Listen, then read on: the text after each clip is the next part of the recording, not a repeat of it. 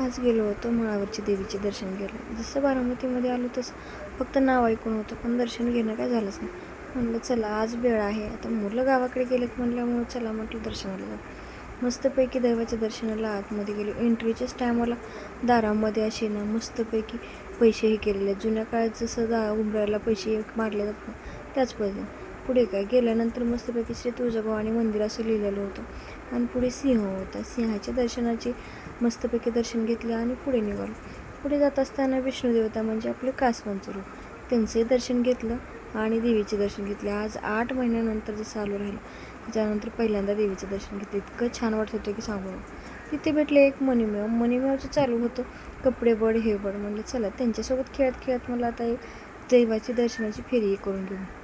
फेरी करत असताना इतकं छान वाटायला होतं. वातावरण इतकं सुंदर झालं होतं मस्तपैकी. बघा ना, आता शिखराच्या वरती आकाश इतकं सुंदर दिसायला लागलं होतं की सांगूच नका. मग काय परत आणखीन मंदिराची एक फेरी मारली आणि मंदिराच्या समोर आलो की चालू आणखीन मणिमेव भेटली आणि लागली लोळायला माझ्यासमोर. तिचं काय चालू होतं माहीत नाही, आता कशाचं काय करत होती की सांगू नका. तिला यायचं होतं सोबत की नाही की, पण मजा तिला एवढी आली होती की तिला मस्त आपण असं प्रेम करायला लागलं की तिला खूप छान वाटायला लागलं. म्हणलं ठीक आहे, तिची माया करून घेतली आणि म्हटलं चला आता ती निघाव. तर मॅडम उठूनच बसल्या. उठून अशा बसले की जसं काय फोटो काढायचं म्हणलं की पोज देण्यासाठी.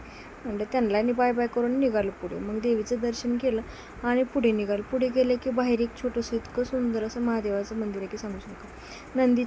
हे नंदी आहे, तिथं नंदीच्या गळ्यात घंटी वगैरे बांधलेली आहे आणि तिथून पुढे मस्त हो का महादेवाचं मंदिर आहे. त्यावेळेस संध्याकाळच्या टायमाला बंदच होतं, बाहेरूनच दर्शन झालं आणि मग काय दर्शन घेतलं आणि निघालो.